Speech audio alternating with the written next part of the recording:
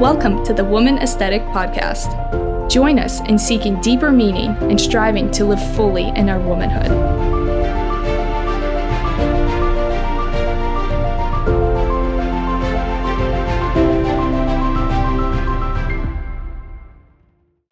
Welcome back to another episode of the Woman Aesthetic Podcast. I am your host, Anna. Today, I am so excited to dive into women's health with my friend, Veronica Stephens. Veronica is a pelvic floor specialist. She's helping women all over the world with pregnancy, pelvic floor, and overall health. She is the owner of Renewed Resilience and lives with her husband in Wisconsin. She loves outdoor adventures, backpacking, music, spending time at the gym, and helping women live the lives they were meant to be. Veronica, welcome to the podcast. Thank you so much for having me, Anna. This is such a pleasure. I have been wanting to get into the space of women's health. And I'm just like, I've been following you for a while and seeing you put out content and things like that. And I was like, I want this woman on my podcast. And so, yeah, I'm super excited to talk to you. You became a personal trainer, right? Because you saw the missing links, right, in society's approach to health and especially women's health. And so what do you mean by that? Like, what are these missing links? Yeah, so becoming a personal trainer was a journey. So I majored in theology from Christendom College, and it was when I was writing my senior thesis on the importance of physical exercise, sports with your overall spiritual and mindset health. That they all work together. And it opened my eyes to realize that as a society, we kind of work with very individualistic parts of our lives. So maybe we work more on our physical features and leave out more of the spiritual and prayer life, or leave out the mindset part of our health.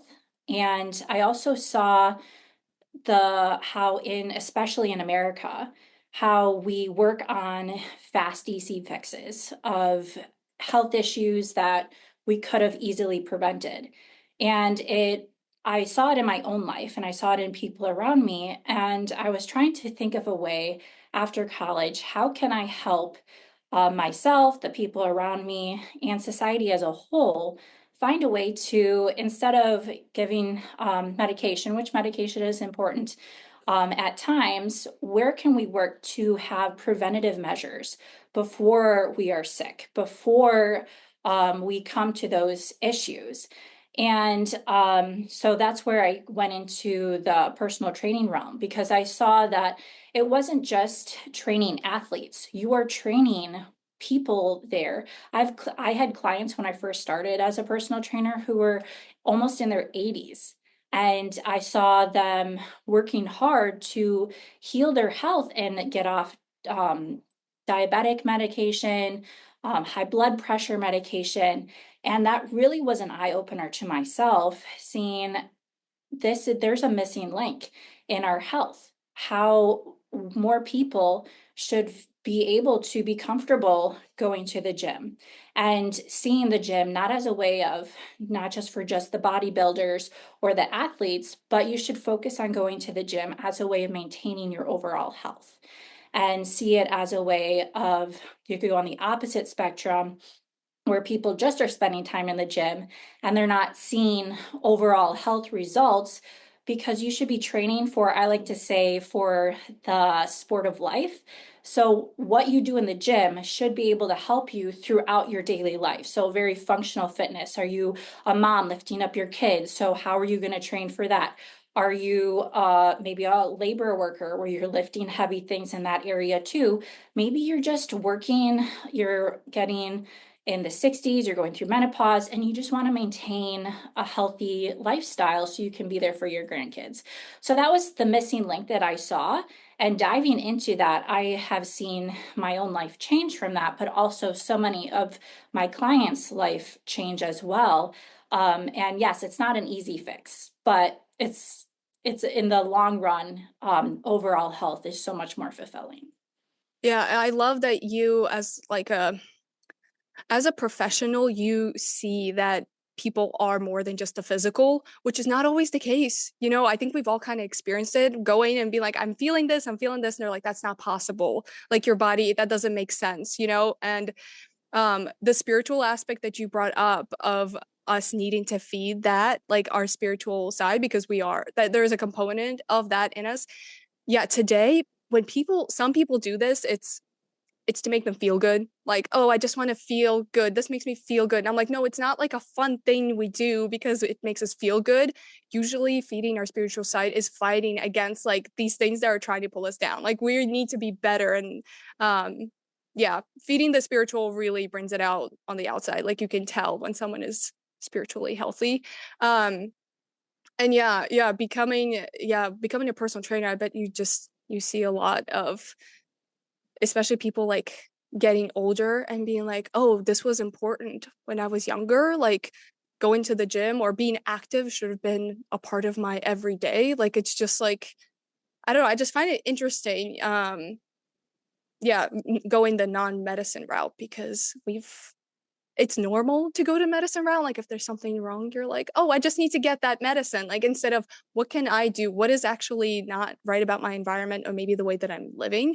Yeah, and I find it really funny because when people do that, they're labeled as crunchy somehow, which I'm like, okay, we're just trying to live better.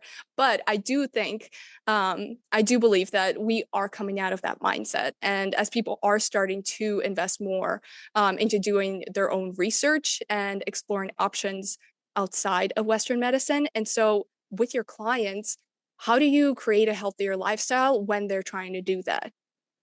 Yeah, great question. So I love to ask about someone's life. So when they come to me, I like to ask them what is their lifestyle like? What causes them joy in their life and what are some of the issues they're going through?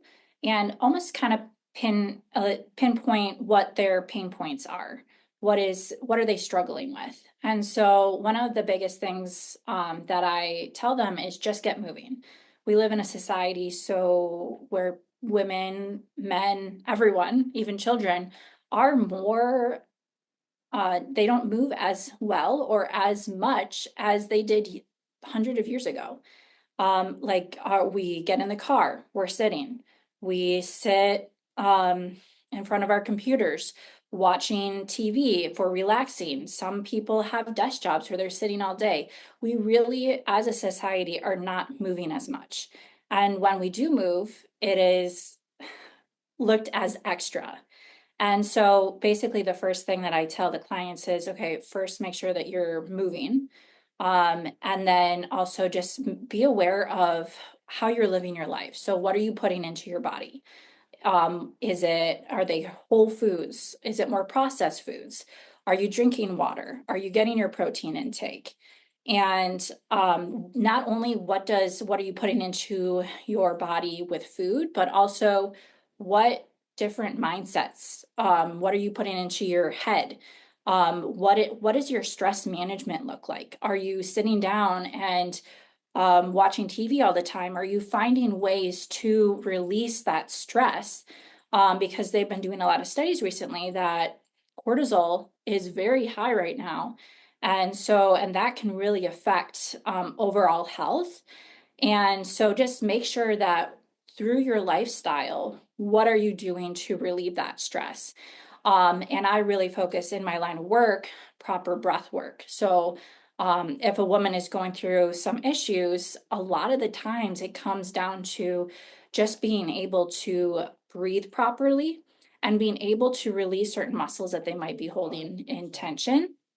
Um, and so just being able to have that awareness throughout their life is just really the first, it doesn't have to be complex. And so that's where I tell like women, like it's going to be a process, it's going to be a lifestyle change.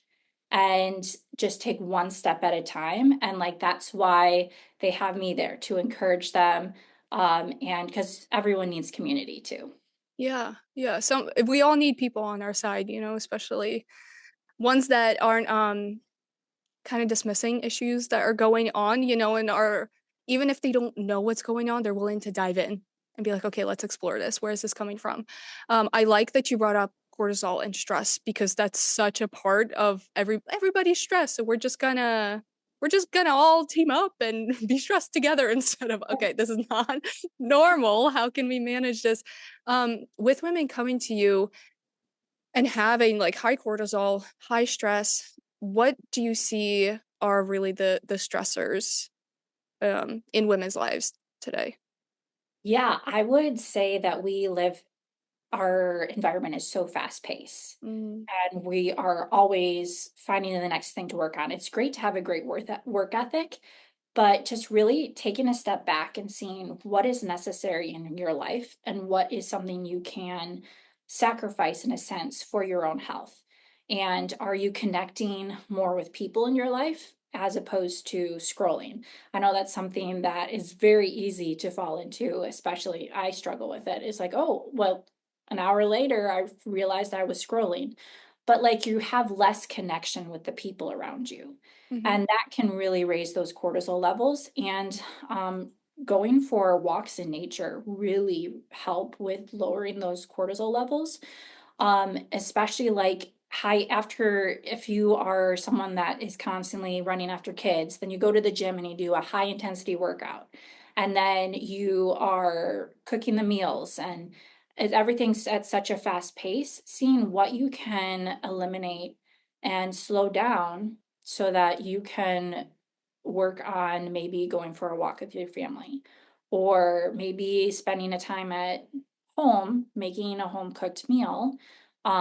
That way it's healthier for you, but you're also able to connect with your loved ones around you, mhm, rather than going from one thing to the next. mhm. Yeah, that makes so much sense. And I think we can all we can all relate to the scrolling. Like who doesn't just sit there and scroll and 3 hours later you're like, "Oh yeah, the dishes," or just Yeah. things like that. But yeah, I find it interesting those days that I am down or that I'm just like I need to connect. It's interesting that I don't always like text a friend or call a friend or be like, "Hey, you want to come over?" or whatever. I reach for my phone and go on like Instagram. And that at the end of the session, I'm like, I feel more disconnected than ever. And sometimes you can even fall into like instead of appreciating other people's lives and like taking joy in their lives with them, you find yourself comparing there. And Mhm. I'm just like, what the heck? Like, I wonder if I had, if I was, kind of having a tough day and I called you and we talked on the phone, would that be different at the end? How we felt, how we left each other, would we feel more fulfilled than if I had gone on your page and saw you living this beautiful life, and I'm so happy for you, obviously, like of course, but would I feel as fulfilled and would you, I mean, you wouldn't even know probably. Like I just think we're missing connection and fullness. And I don't know, I'm not saying social media is evil. Oh, I'm yeah, not yeah, saying that. totally agree. But There's I a think place there's for just it. like an ordered way of using it. And yeah, if we could just like slow down and connect and instead of reaching for the quick fix, our phones or whatever that is, maybe taking time and like, yeah, go outside, stand out in the sunshine, you probably will feel 50% better than you did when you were laying on the couch. So Yeah. like I don't know. I should take my own advice. I don't always do this.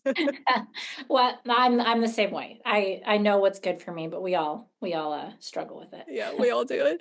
So if what should we focus on? Like if we were just starting out, taking our health, being intentional, taking our health into our own hands, what would be the first couple steps that you would advise people to take? Yeah, I would say find ways to even like when you first wake up in the morning, Mhm. uh, drink a little bit of water, and then just kind of maybe do some studies into what foods are healthy foods and what aren't so good for you. And then find ways that you enjoy moving.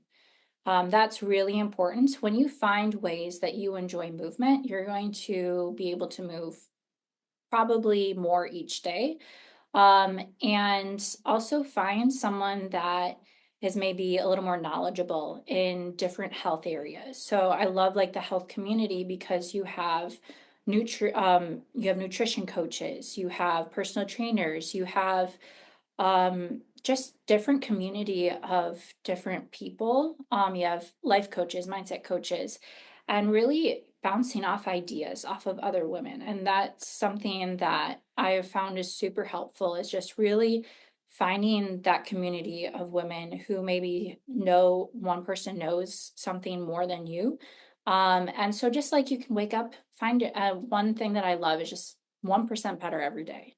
Like it doesn't have to be one huge change, which I know is something that's like, oh, I'm going to change everything at once. But looking at each change as a habit and a lifestyle change, being aware of what your posture is throughout the day. So one of the things that I challenge, especially my clients, is how are you holding yourself throughout the day? How are you picking things up off the ground? Are you holding tension? So like really contracting different parts of your body while you're stressed? Are you breathing in a shallow way? And just being aware of how your body is moving through life. And knowing that if you're in pain, that's probably your body telling you that something isn't quite right. So, yeah, just taking things one at a time, making it a habit, and finding that support system. Because, yeah, again, like it's very difficult to do alone when you're not having someone there supporting you. Mm-hmm. Yeah, I think that's yeah, not being alone. And for women, like so important, community so important, people who are on your side so important. Um, I want to ask you, this is like something that we're really coming out of this, but what do you think about weightlifting for women? And not just like 2 pound little, like if that's all you can lift, okay, that's fine. I think we should be able to lift more than that. But like, what do you think about weightlifting for women? Because some women I know are like, I don't want to get bulky. I don't want to, I'm like that. Okay, I get it. But yeah, as a professional, is that something that women should be doing? Absolutely, 100% yes. Mhm. And the myth of bulky, that's a huge myth. Women don't have, so the reason why men get bulky is because they have higher testosterone. Women, it is very hard for a woman to try and get bulky. There was a point when I was going to the gym like 6 days a week. I kind of had a few things misaligned. I was going for very much trying to a little bit more for ego. And I never got bulky. Like, yes, my muscles grew, but like it is extremely hard for a woman to get bulky. Yes, some women grow muscle but easier and better, especially like professional athletes. They're going to have more muscle mass purely because, and they may look a little more bulky because they have less fat. So the less fat you have, the more muscles show. But there have been, especially now, so many studies that prove that strength training and improves muscle mass. Which then improves bone mass. And what is one of the number one things that a woman in her 60s or older will get is osteoporosis. So I am all about working on strength training. You want to make sure that you are doing it with proper form. You want to make sure that you are using pressure management, which is very integrated with what I teach. So there are certain measures that you want to take while weightlifting. But weightlifting has shown even they did some studies with high intensity workouts and strength training. I love both. But they found that strength training actually burns more fat than high intensity training. That's so So, interesting because you yeah. see the opposite of like, I need to do more cardio. I need to, if you are trying to lose weight, it's like Mhm. cardio all the time, running. But that is so interesting that it's weights. Wow. Yes. Yeah. And I think that that's one of the greatest myths that women believe is, okay, I'm going to go to the gym and I'm going to run. And let's not touch the weights because yes, if you don't know, I mean, anything, if you don't know how to use it, it's going to be intimidating. Mhm. But that is one of the greatest myths is cardio. It's great for your heart, and your lungs, but it's that muscle building that you're going to actually see after you're done working out with proper protein intake. You're actually burning fat after your workout, whereas cardio is more for heart health. And so that was something that I noticed first as a trainer too, is a lot of the women are all on the cardio machines and the men are over weightlifting. And it's like, where's this disconnect? Why are women believing this? And more professionals are speaking up, like strength training is where you need to go, especially during pregnancy. There was unless you have a high risk pregnancy, which in that case you don't want to be lifting heavy. But there were a lot of doctors that told pregnant women, don't lift more than 20 pounds. Well, if you are healthy and you are weightlifting, there's, as long as you're using the proper techniques and pressure management, you don't have that limit. It's actually better to lift more because if you think about it, you're going to be carrying the car seat. If you have toddlers, they probably weigh more than 20 pounds. You want to be strong so that you're not causing yourself more issues down the road. If you are weak, you're actually causing yourself, you're going to have more pain in your back. You're going to have more pain overall because your muscles aren't working as efficiently. Mhm. Yeah, that makes so much sense. And I just think from like, I mean, obviously, yeah, you like would need to do daily things and things with your kids. But also from the what I think is from the point of like safety, if I'm out with my children and I'm not strong enough that I can protect them when I need to or protect myself when I need to, like that's a very real thing nowadays. Like we've got to be able to do that. It's not like this, I don't know. Oh, it happens to some people. It's like no, it happens. Like things happen. Um and yeah, like yeah. Anyway, yeah, being strong is super important. I did want to ask you about because you, in addition to being a personal trainer, you're also a pelvic floor specialist. And I wanted to ask you about that. Can you tell us a little bit what you do as a pelvic floor specialist? Yeah, so a pelvic floor specialist is a personal trainer that specializes in pelvic floor health and then also pre and postnatal. So I started this journey when in around 2020 when I was dealing with some issues of my own. And I kept going to different people for questions. And I wasn't really getting the answers that I needed. And I had a mentor reach out to me and she said, what would you be interested in working with women's health as a personal trainer? And I didn't know what she was talking about. No one had ever before brought up the topic of pelvic floor health. And I didn't know that much about it.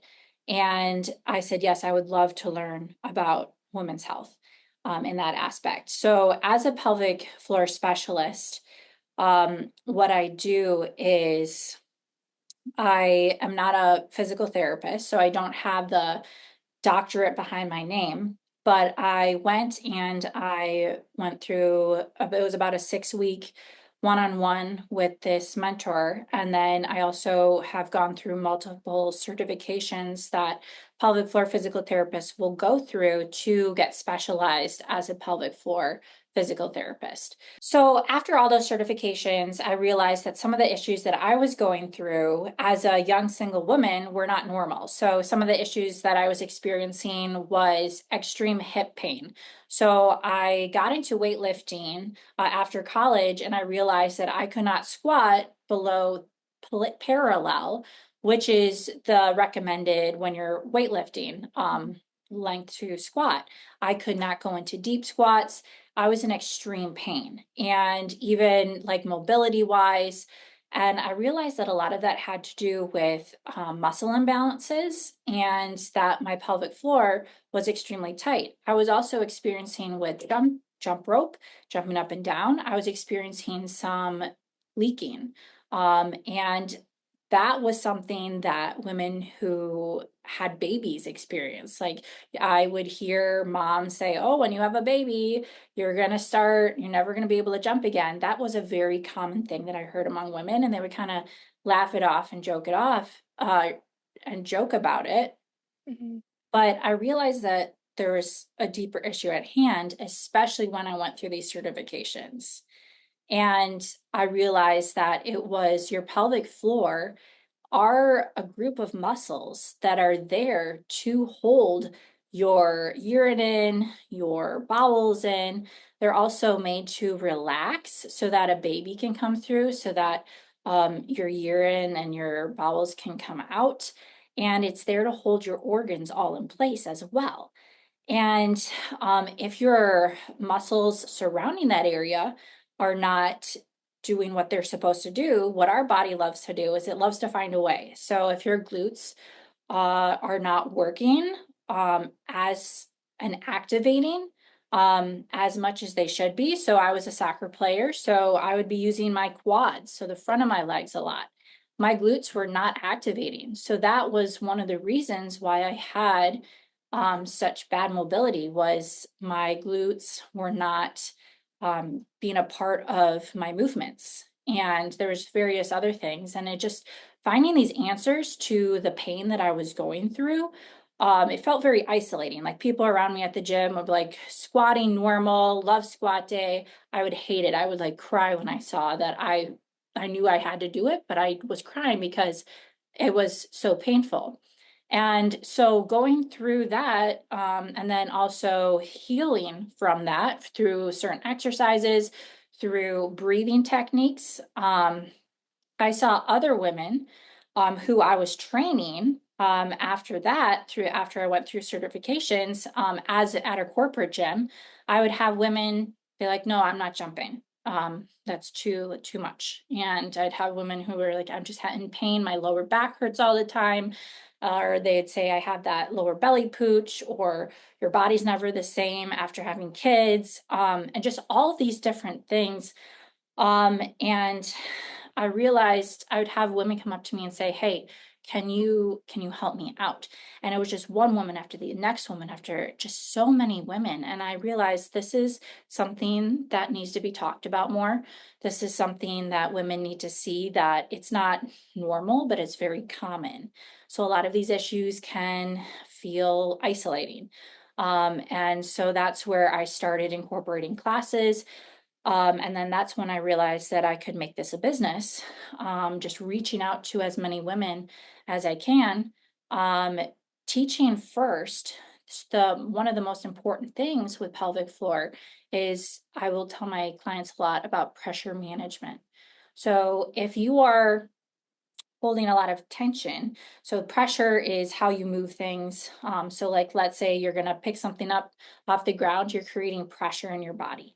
Now, if you're not breathing out and having that pressure go out of your mouth, if you're not using your core properly, not using your glutes, then a lot of that pressure is going to go down. And that's going to go on the pelvic floor. And your pelvic floor is not made for that much pressure. So then you're going to have some issues where your body's going to have that disconnect from the muscles, sending signals down to those pelvic floor muscles. And then that's where you can have just leaking, because your muscles aren't able to contract and relax and maintain everything that it was made for to maintain. And so that's where I addressed that first. And then we go through breathing. And it's not a lot of women, a lot of people do shallow breathing.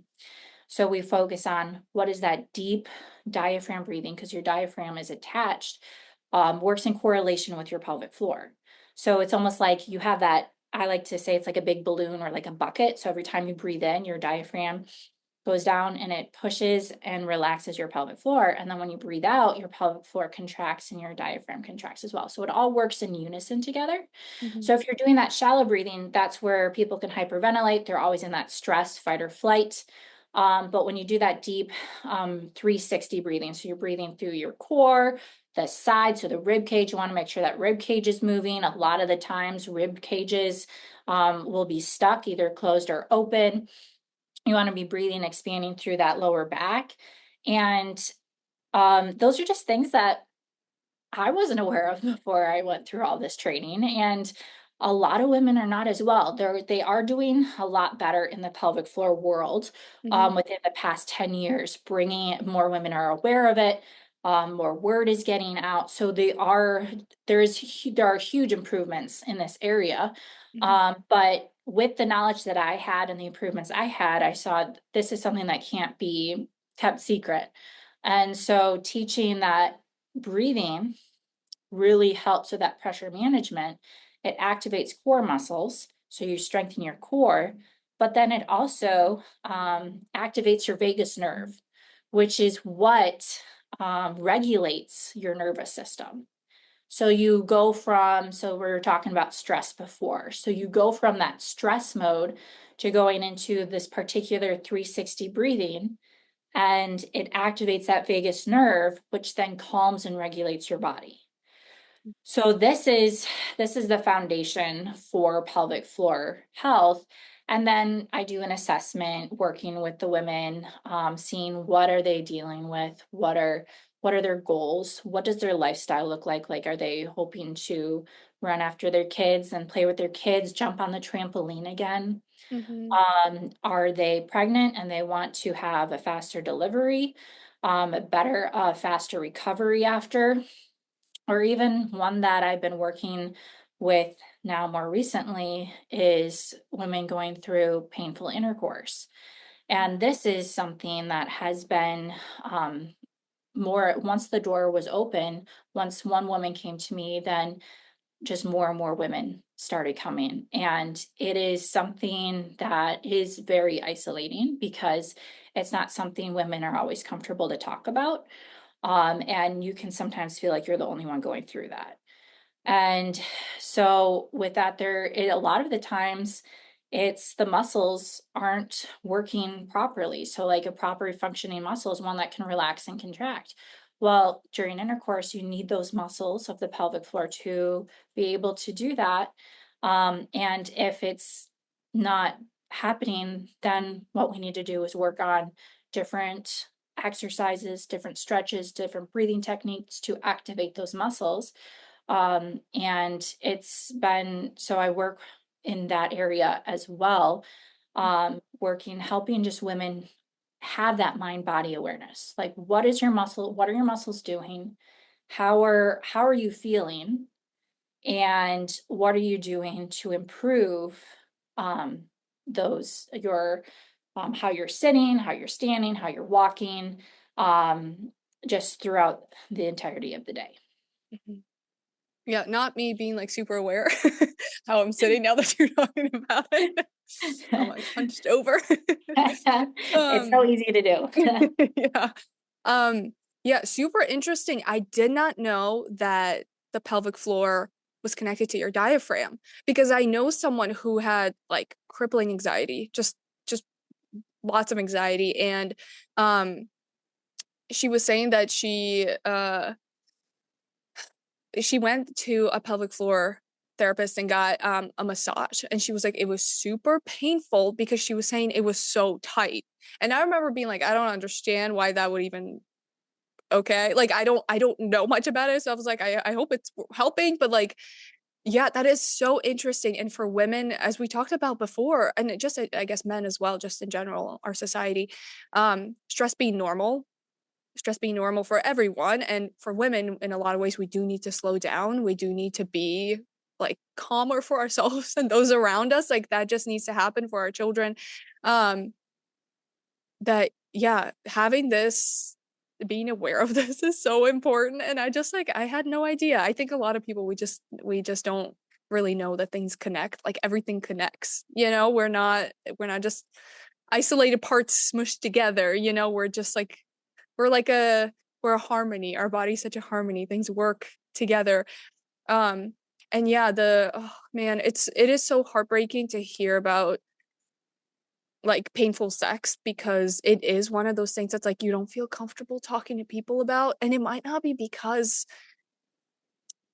it's I don't know, it's not because you don't trust the people necessarily, but I think it's also like it's such an intimate thing and there's someone else involved, like your partner's involved. So you're revealing something about both, you know, like a union. And so having this is like, no, it's okay to talk about it, and I know how I can help you. And yeah, just being able to be like, no, this is normal. We can talk about it. We should talk about it. You're not alone. You're not broken. You're not, you know, like it's not that. It's just something to work through.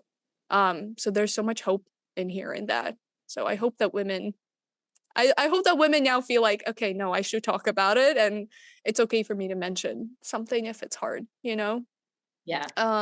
What you talked a little bit about what women come to you for or what you've seen. But what would you say would be some of the common things? Like the things that you're like, oh, I hear this multiple times a month. Like this is not anything new. What are some of Yeah. those things? Yeah, there are a lot of recurring issues that women come to me for. Number one I would say is the leaking urine. So either you go to the bathroom more than every 2 hours. That's a kind of incontinent. It's called incontinence. Mm-hmm. So if you can't hold that urine for more than 2 hours, that's a sign that your bladder's just not um, sending the right signals to your brain. So it thinks that it's filled up when it's not filled up. And so we work with different techniques with your brain and breathing for that. And then jumping, especially after having children. And that's a big one as well.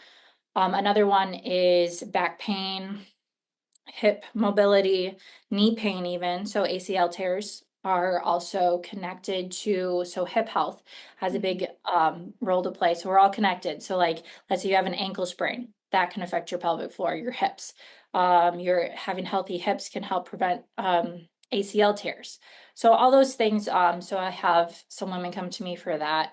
Another thing is diastasis. So that's the separation. You have connective tissue in the middle here. And when women are pregnant, I believe it's 36 weeks, every woman has that separation just because the baby is bigger. And so your abs literally separate.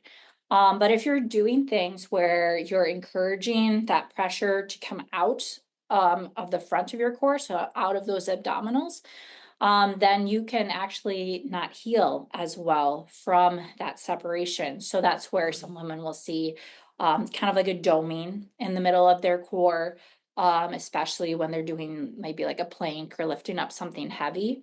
Mm-hmm. That can also lead to incontinence as well. Mm-hmm. And then I have women who very, very commonly, painful intercourse is one that's as well. But then just prenatal. So, what should I do during my prenatal? You're dealing with sciatica, some SI joint pain, um, training your pelvis for birth, opening up those muscles. So, like for a birth, you want to have a nice strong core so that, and then have your pelvic floor relax. And all the women that have worked with me so far with in the prenatal area have had a pretty speedy birth as compared to like I had one mom. She was second births are typically faster, but her first birth lasted a couple days. It was very long. Her second birth lasted 6 hours. So Wow. teaching them What? like, yeah, I love hearing birth stories, especially with like my prenatal clients, because they are so successful because they're working on those muscles. They're Mm-hmm. learning the breathing techniques. So the breathing techniques that you do in my sessions are also ones you can bring to labor and delivery. And so just being able to heal after, I'll follow up after their birth and like, hey, yeah, like I'm healing great. Like I'm not having any leaking. I have women come to me after they give birth and they say, yeah, it's that whole, my midwife or my doctor said after 6 weeks, you're good to go. You're good to run. You're good to jump. You're good to have intercourse. It's not always the case. I have a lot of postpartum moms Mm-hmm. come to me saying like their core isn't as strong, but then also like they're still leaking, Mm-hmm. and they are still experiencing painful intercourse. And so, or even if it's not painful, they're not experiencing pleasurable intercourse. Mm. And so just working on those muscles, having that blood flow go down to the pelvic floor helps with that as well.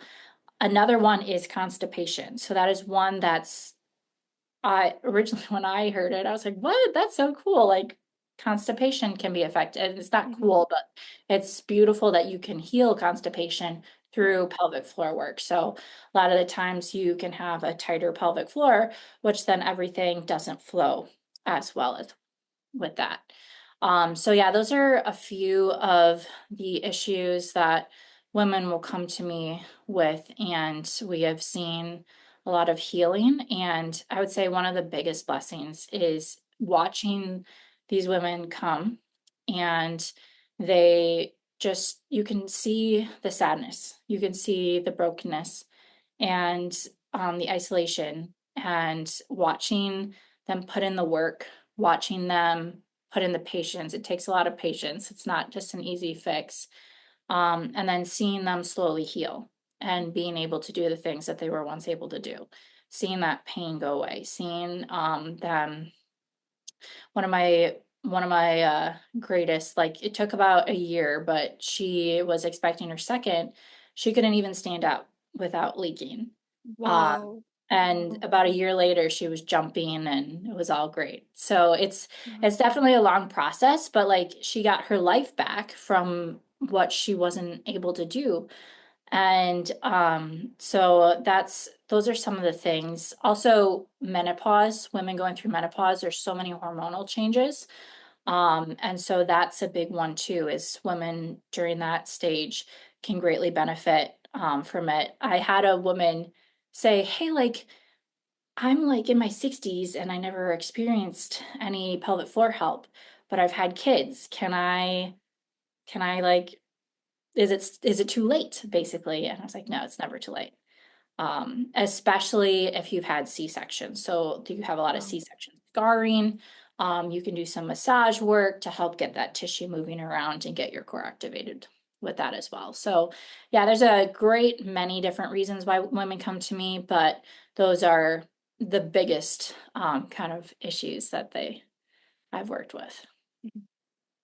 Well, that is so interesting what you brought up because all the things that you're talking about, I'm like, oh my gosh, this is everyday stuff. This is everyday things. People having kids, people jumping, people having to lift their anything heavy, their children, anything, boxes, they're moving, they're going for a run, they can't hold their bladder. Like, this is all everyday things. And yet, I have never thought, and I've had kids, okay, I've had knee problems, I've had hip problems, like I played sports, like this is not that is not new to me, but hearing that it would have probably affected my pelvic floor is new to me. And I wonder how many people, man, like if America was set up as just in general people knowing that this is something you should probably take care of and it's normal, it's part of being healthy. I wonder how many people would just have like healthier lives because I don't know from where I'm sitting, like hearing you talk about pelvic floor help is not it is one of those things. It's like, oh, that's extra, like I'd have to go see a pelvic floor specialist, when really I'm like, is this normal to have part of a healthy lifestyle? Like, is America just not really, the society right now, is it not really set up to facilitate having it easily having a healthy lifestyle? Like, I don't know. From where you're standing, what do you think?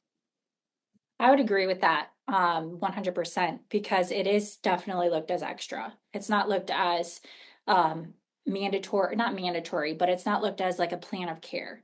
Mm-hmm. So, and that brings in the thought to me about in France.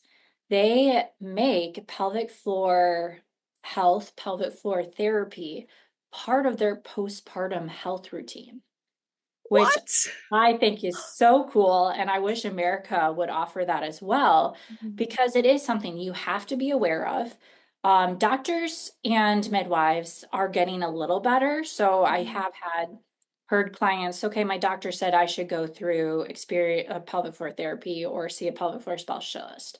But it's not, it's something that should be on the forefront of any doctor or midwife's mind, that, yes, you just had a baby. It's not just 6 weeks. It's how is your pelvic floor functioning? You should get that tested. And it made me so excited to hear that France was doing that. And I was like, okay, how can we get that to America?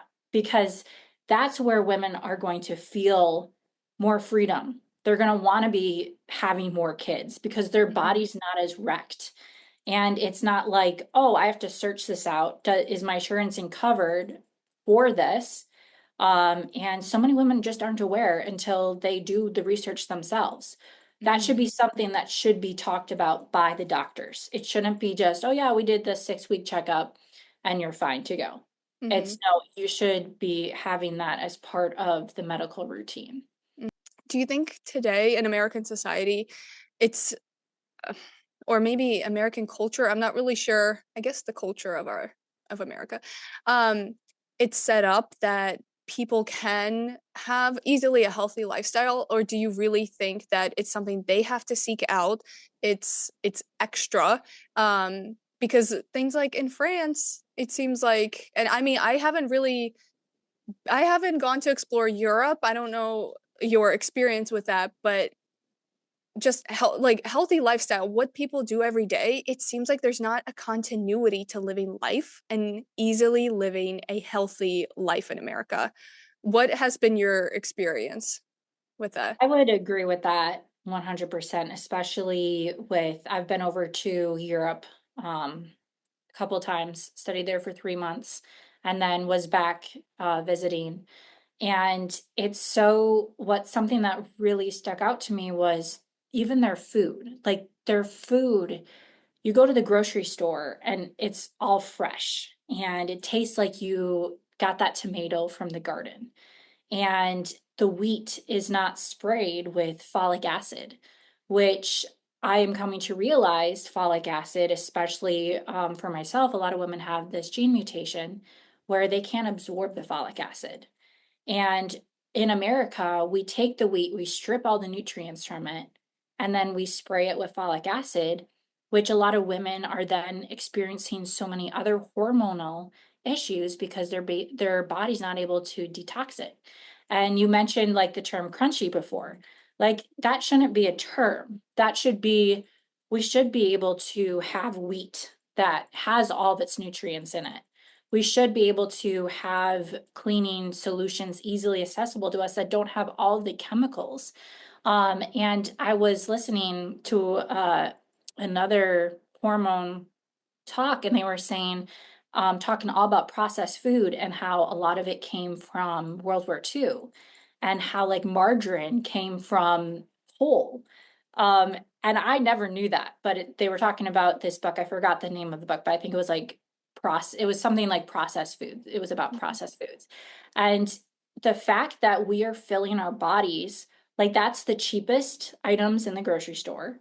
Those are the easiest accessible, and those are the ones that are promoted as healthy.